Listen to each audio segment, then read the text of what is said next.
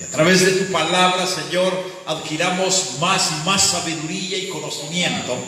Y que sea usted, Señor, cada día añadiendo los que han de ser salvos. En el nombre de Cristo, por quien te damos gracias, bendito Dios. Amén, Señor. Y amén. Gloria a Dios. Pueden tomar sus asientos. Y así sentados, hoy meditamos en un pensamiento que nos habla acerca de la unidad de los pueblos, especialmente de Israel y de la gentilidad, y que también nos ayuda a nosotros hoy día para que nosotros nos vayamos quitando esas actitudes ignorantes, se lo voy a decir así. Actitudes ignorantes donde nosotros venimos y escogemos quién puede entrar o quién no puede entrar al reino de los cielos.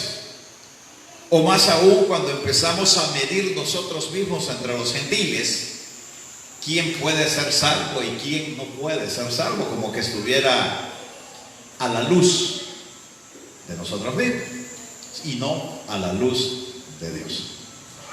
Por ello queremos meditar en un pensamiento que hemos denominado reconciliados con Dios. Reconciliados con Dios.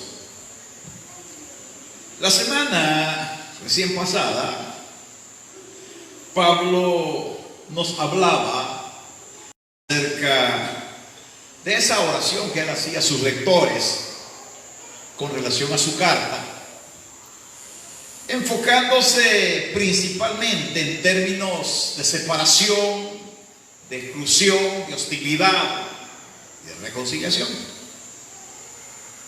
Pero esa porción que hoy hemos leído nos habla de cómo Dios todo lo tiene ya. Esa barrera que separaba a judíos y a gentiles, y cómo esa barrera fue quitada y los gentiles son unidos a la Israel creyente, no a la Israel otra, sino a la Israel creyente. Y se explica que ambos tienen un énfasis diferente, ambos tienen acciones diferentes, pensamientos diferentes, y tanto judíos como gentiles son reconciliados con Dios. Y eso ya nosotros conocemos y sabemos que en primer lugar el ser humano a nivel general estaba en un estado de putrefacción, espiritual y en un estado de putrefacción física. O sea, delante de Dios éramos una llaga podrida. No había opción de salvación, no había nada, es más, una maldición había sobre nosotros. Pero Dios desde un inicio empieza a tejer el espacio, a hablar de libertad, a hablar de salvación, a hablar de vida eterna, a hablar de reconciliación. Y antes que Israel fuese escogido, ya Dios a través de los patriarcas tenía un pueblo y empezaba a trabajar con ese pueblo. Usted ve a un Moisés, usted ve, antes de Moisés, ve a un, ¿cómo le diría? A un Jacob, ve a un Isaac, ve a hombres que fueron los patriarcas que... Y no lo eligió por sus méritos, porque ya nosotros conocemos lo que es Israel aún en la actualidad. No lo escogió porque fueran seres superdotados, porque ya saben que la sabiduría pues es de Dios y no del hombre, sino porque a Dios le place derramar misericordia sobre Israel y escogerlo como un pueblo suyo.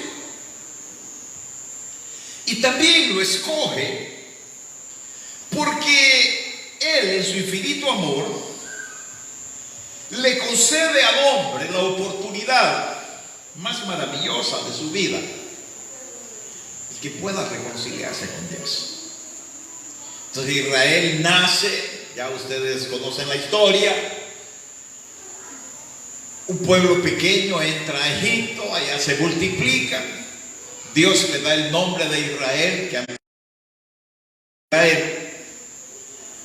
E Israel crece como nación.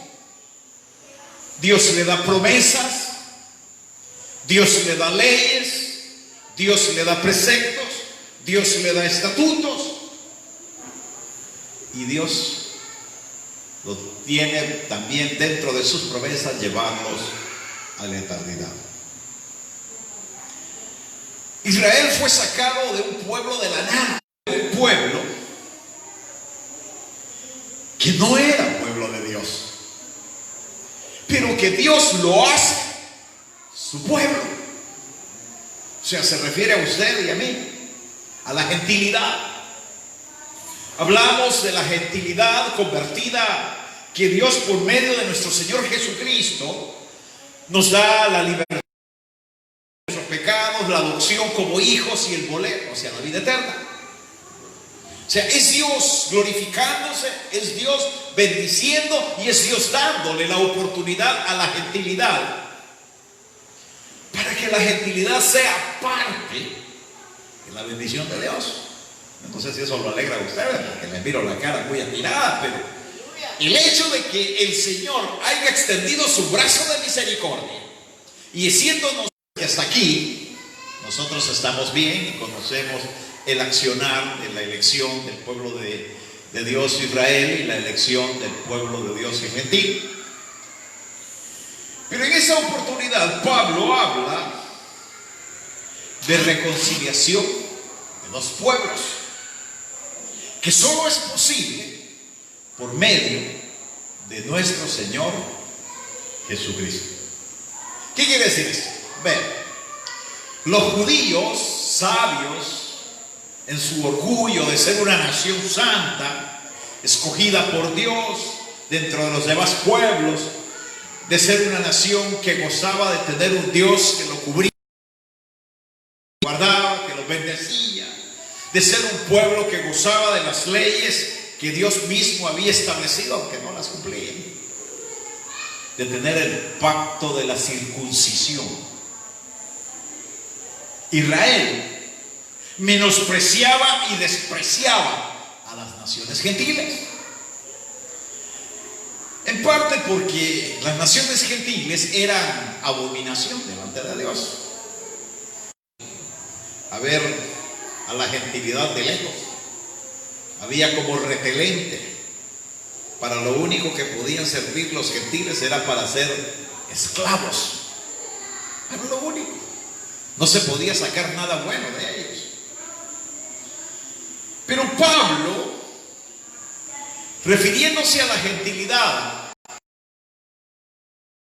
verso 12, si lo quiere leer conmigo, en aquel tiempo, dice Pablo, estabais sin Cristo, alejados de la ciudadanía de Israel, ajenos a los pactos de la promesa, sin esperanza y sin Dios en el mundo. Dice, en aquel tiempo, o sea, antes de que Cristo se glorificara, antes de que Cristo parecía de la restauración en Pedrito. Cuando estaba con los gentiles, Pedro comía, ya saben que con la gentilidad se come bien. Y comía bien y gozaba, disfrutaba y toda la cuestión. Pero cuando aparecían los judíos, Pedro le daba la espalda a la gentilidad y arremetía contra ellos. Lo menospreciaba. Hasta que viene Pablo y le dice, un momento, tú eres un hipócrita. Porque Cristo vino para los gentiles y vino para los judíos. Cristo vino para la incircuncisión, que somos nosotros, y para la circuncisión, somos los judíos. Y no le quedó más a Pedrito que agachar la cabeza y aceptar las palabras o la exhortación de Pablo. Es por ello que Pablo habla que habían dos pueblos imposibles de juntar, porque no había amistad en ellos. Los judíos por su orgullo y los gentiles porque habían recibido oprobio de los judíos. Y entonces era un estira y encoge, pero Pablo les hace ver que en la persona de Cristo, mire, yo les digo, eso es maravilloso. Es lo único, es el único lugar, o sea, en Cristo es la única persona que puede juntar a dos enemigos. Se sientan unidos entre sí, que se ayuden entre sí. Solo Cristo puede hacer esas cosas. Yo he visto familias enteras, disueltas, y llegan a los pies de Cristo y se juntan. He visto aquí mismo en Nicaragua. Aquí en Nicaragua, ustedes se acordarán, habían los del frente, después aparecieron los contras, dijo así, refiriéndose a la gentilidad. Dijo, dice en Juan 10:16, tengo otras ovejas que no son de esta redil. Aquellas también debo de traer, oirán mi voz, habrá un rebaño y tendrán un pastor. ¿Aló? ¿Se refería a usted, mi hermano? A usted, que antes de conocer a Cristo estaba destituida de toda gloria de Dios, pero en la sangre de Cristo, en el sacrificio perfecto, hemos sido aceptos por el Señor. O sea, se está refiriendo a que nosotros que estábamos lejos de toda cobertura de Dios, a través de Cristo gozamos no solo de cobertura, no solo de respaldo, sino de amor, de gracia, de misericordia, de salvación, de perdón, de vida eterna en Cristo Jesús. Gloria a Dios. Porque solo Cristo puede hacer eso. Solo Cristo puede juntar dos enemigos y hacerlos que se hagan amigos. Y aquí nuestro rey ya estaba dándole la oportunidad a la gentilidad. Y oiga, que quede claro, Cristo solo dijo la palabra. Cristo no llegó a los gentiles. Cristo fue crucificado antes de la gentilidad. Él solo dijo, me voy a otras ovejas que no son de mi redil, pero que ahora son mi redil. Que no son de este pueblo, pero que también son mi pueblo, dice Cristo. A ellas también les tengo adopción, les tengo misericordia, les tengo regalo, les tengo bendición y estarán conmigo en la eternidad. Gloria a Dios a eso. O sea que es un regalo maravilloso del Señor para nuestra vida. Y Cristo nos estaba dando la oportunidad de adopción para que por medio de Él recibiésemos no solo la adopción, sino que fuésemos injertos en la vida verdadera. Eso es maravilloso. No éramos nada y ahora gozamos de tener un Padre celestial. No éramos nada, pero ahora somos hijos de Dios. Y hay que sufrir el diablo si quiere, somos hijos de Dios.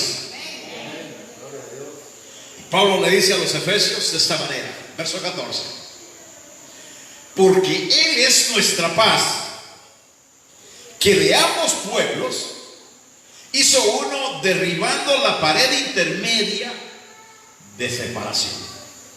O sea, Cristo rompe las barreras. ¿Se acuerdan de ese coro?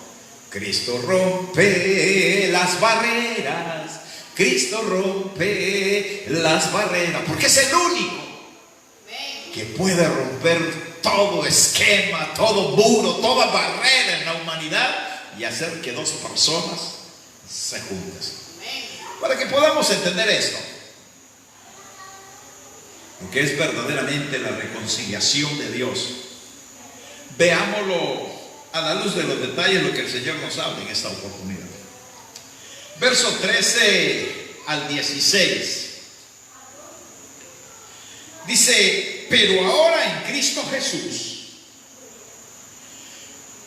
vosotros que en otro tiempo estabais lejos, habéis sido hechos cercanos por la sangre de Cristo, porque Él es nuestra paz, que de ambos pueblos hizo uno, derribando la pared intermedia de separación, aboliendo en su carne las enemistades. La ley de los mandamientos expresados en ordenanzas, para crear en sí mismo de los dos un solo y nuevo hombre, haciendo la paz mediante la cruz, reconciliar con Dios a ambos en un solo cuerpo, matando en ello las enemistades.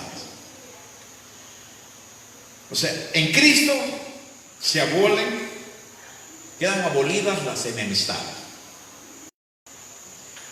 Yo creo que aquí agarramos cada uno nuestro pedazo. Porque si Cristo deja abolidas las enemistades, ¿de dónde hemos sacado nosotros que puedo tener mi propio enemigo acá? Así que aquellos que tienen estacas, arránquense. Porque si no, son hipócritas, que le están diciendo a Dios que lo aman y están aborreciendo a su hermano. No puede ser. Están diciendo que son hijos de Dios, pero con actitudes demuestran lo contrario. Vea lo que está haciendo el Señor al abolir las enemistades.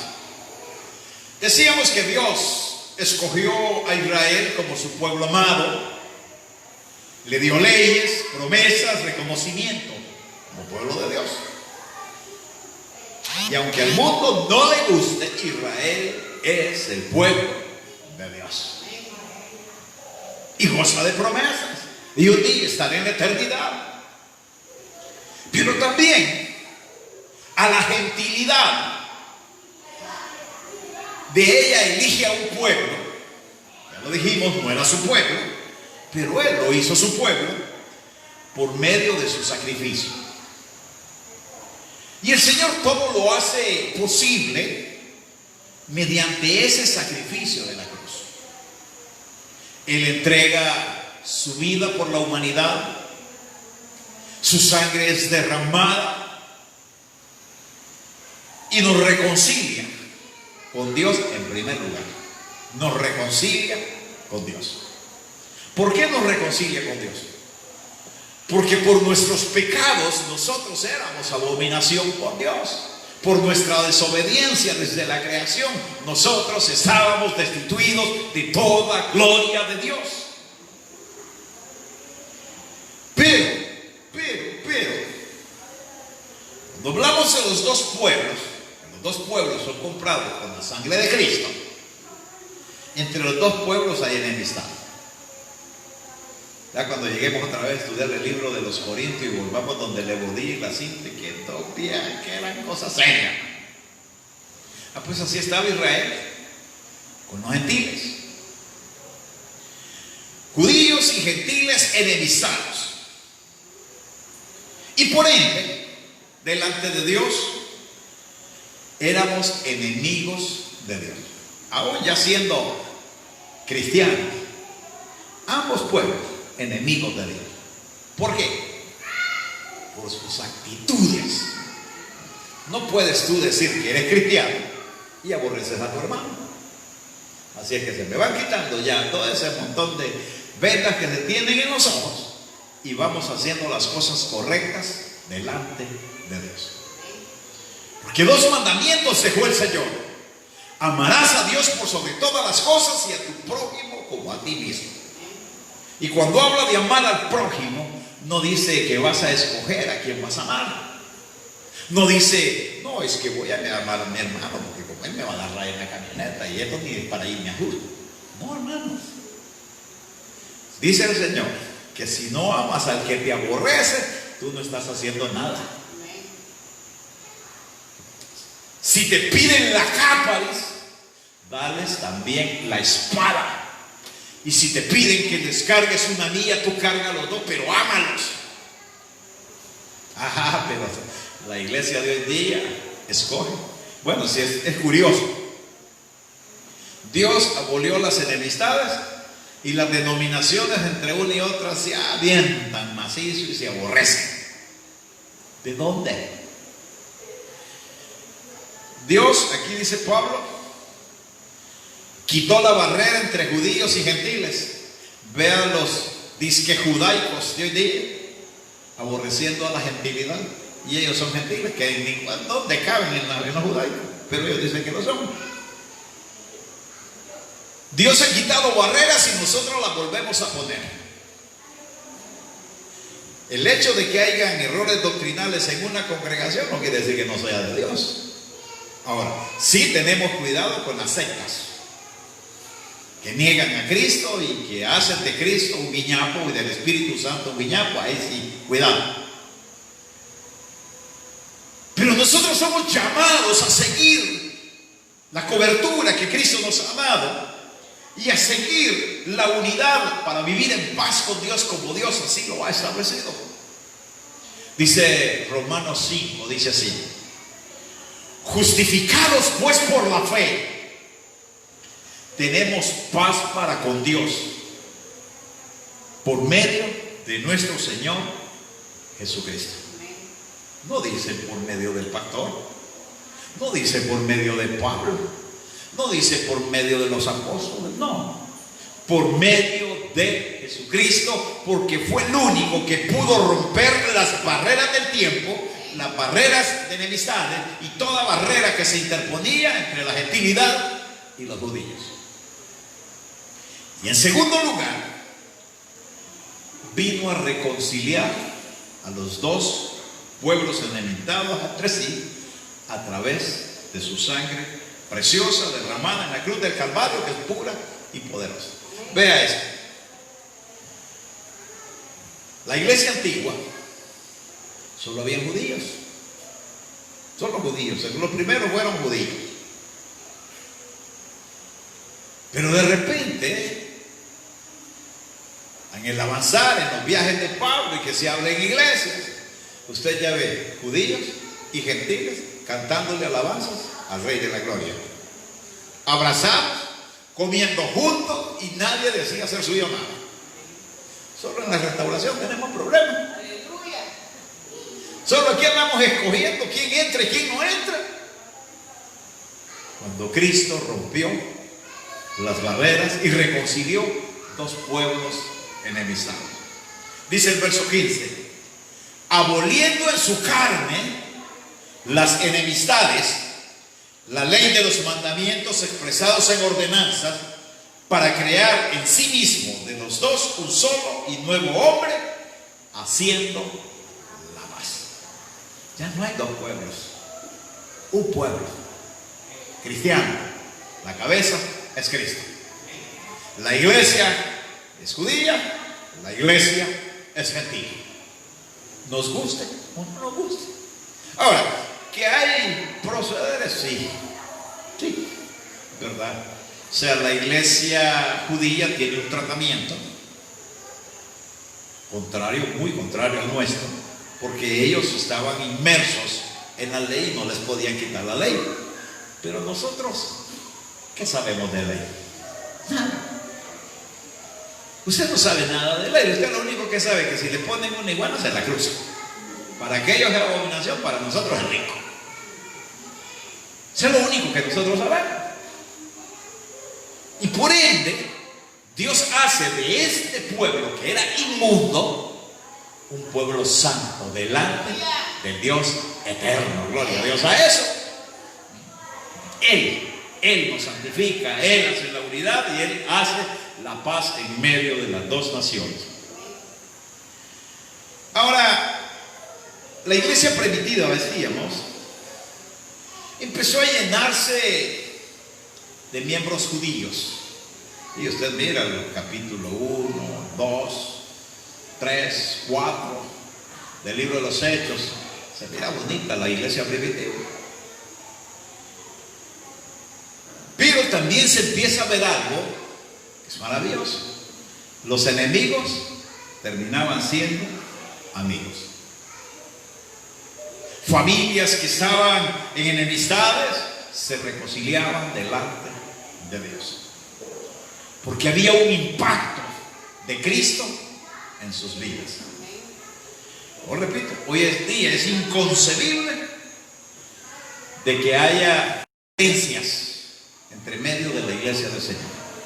No puede haber. No puede haber desunión. La iglesia debiese de ser unida, llámese como se llame. Por ejemplo, un día, una iglesita por ahí que no pasa de 2 miembros, me dice: pastor, es que nosotros somos los únicos que nos vamos a ir al cielo, que somos la única iglesia verdadera. Y le digo: el Señor reprenda al diablo, porque en 21 siglos Cristo no tuvo capacidad.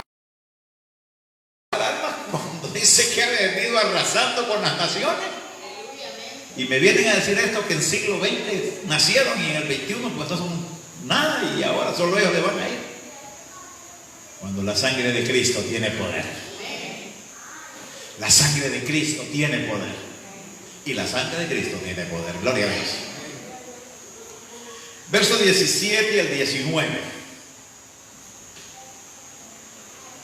La operación del Espíritu. La operación del Espíritu. O sea, que no es algo que el Señor ha hecho así antojadizo. Sí, como me malmataron a mí, pues entonces para sacarme un as de la manga voy a hacer esto. Manada. Debidamente calculado. No se desvía ni un ápice de nada. Y llama la atención el verso 18, porque por medio de los unos y los otros dice: tenemos entrada por un mismo Espíritu. Entonces surge la pregunta: ¿cómo opera el Espíritu? Vamos a ver. ¿Cómo opera? Le hace ver un lienzo después de tantos minutos, horas de oración y ayuno, por cierto. Baja un lienzo, dice 3 veces, y en el lienzo vienen lagartos, vienen culebras, vienen pájaros raros, vienen iguanas, garrobo y todo aquello que aquí es rico, pero allá no. Y el Señor le dice a Pedro: Pedro, levántate, mata y come. Y Pedro le dice al Señor así, muy bien, Señor, entrado cosa inmunda. Le dice: Señor, no, porque ninguna cosa común e inmunda he comido jamás. Así dice el texto. Y el Señor le dice: jamás llames inmundo y común a lo que Dios ha limpiado. A Pedro le pareció extraño. También recibe una visión. Y un ángel se le aparece y le dice: Cornelio,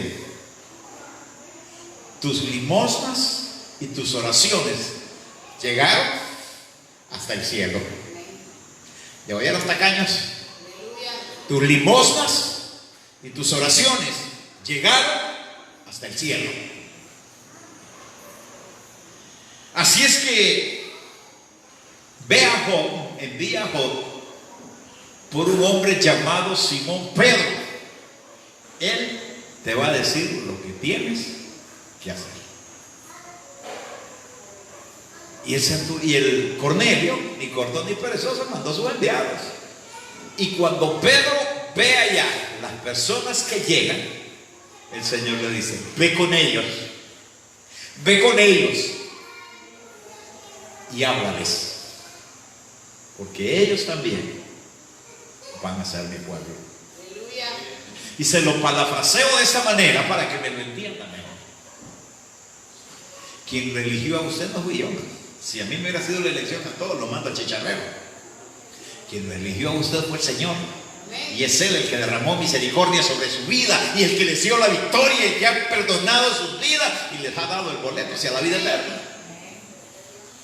Pero mire, como le digo, es que Pedro a lo mejor era de la restauración. Pedro no creía todavía. Y entonces, por si había aquello de que se podían haber equivocado, no buscó 3 testigos, buscó 6, el ingrato. Para que cuando llegara allá y hablara del evangelio a gentiles y había algo de acusación, él decir: aquí tengo mis testigos que fui enviado por Dios. ¿No es extraño eso? Claro que es extraño. Pero ¿quién obra ahí? El Espíritu Santo. ¿Quién te trajo a ti aquí a la iglesia? ¿Te trae yo? No. Te trajo el Espíritu. El que ha tocado tu corazón es el Espíritu. Y el que va a cambiar tu vida es el Espíritu. Y el que te redarguye de pecado es el Espíritu. Y el que hace la obra de Dios es el Espíritu. Y es el que nosotros contritamos todos los días de nuestra vida. Yo creo que hoy nos convertimos todos. Porque buscamos cómo conquistar al Espíritu Santo. O sea, este Cornelio y este Pedro tuvieron una experiencia maravillosa. Y dice el Evangelio a los que Cornelio había juntado. Y mire que no se quedó solo Cornelio, porque él, su esposa, sus hijos, sus empleados, sus amigos, sus vecinos, los que pudo reunir alrededor, a saber cuántos metió en su casa. Y les habló de Cristo y fueron impactados, y no solo se convirtieron, recibieron el Espíritu Santo. Y nosotros ahí estamos pensando si vamos a ir al templo santo en el Señor, en quien vosotros también sois juntamente edificados para morada de Dios en el Espíritu. Algo que tenemos que poner en claro es lo relacionado con los apóstoles y profetas. Ustedes han oído, han leído, han visto. Hay un loco por ahí llamado Alducín que dice que los apóstoles solo son 12. Ese ni contar sabe, porque en aquel tiempo eran 13, no eran 12. Aparte del que se murió, porque ya estaba. O sea, los 12 apóstoles van. Pero, eso es limitar la iglesia del Señor. Es limitar. ¿Por qué? Porque así como la iglesia se va multiplicando, así también se van multiplicando los servidores de Dios. Y así como es necesario que haya diáconos, diaconisas y servidores internos de la iglesia, también es necesario que haya ministros que vayan y se rompan el pecho. Un montón. Ahora, la iglesia sigue creciendo, la iglesia sigue edificada sobre el fundamento de apóstoles y profetas. Y la palabra de Dios es fundamental, porque no solo tenemos la guianza de esta palabra, la guianza del Espíritu Santo, sino que como herencia, a través de los apóstoles y profetas, nos ha sido dada la palabra en la revelación del conocimiento de Dios. ¿No se ha fijado usted que usted lee un pasaje y va de leerlo y va de leerlo y no le entiende ni jota? Pero viene acá y el Señor empieza a soltar palabra, Él a soltar palabra, y usted piensa que aquello que no se entendía estaba fácil, pero no lo entendía, porque el entendimiento lo da el Espíritu Santo, y usa a sus profetas, y usa a sus apóstoles, y usa a sus ministros para que esto lleve palabra de Dios. A ellos les fue revelado lo que posteriormente Pablo llama así en el libro mismo de los Efesios, en el capítulo 3 dice: aclarar a todos cuál sea la dispensación del misterio escondido desde los siglos en Dios, y sea dado a conocer por medio de la iglesia. Por eso la iglesia sigue caminando, y aunque hay mucha oposición, solo se detiene para predicar nada más. Solo para eso se detiene. Por eso es que nosotros sabemos que hemos sido reconciliados con Dios. Así que ya no retroceda. Busque del Señor, afirme en el Señor. Si ha cometido pecado, pues póngase a cuentas con Dios, que Dios ya pagó por usted en la cruz.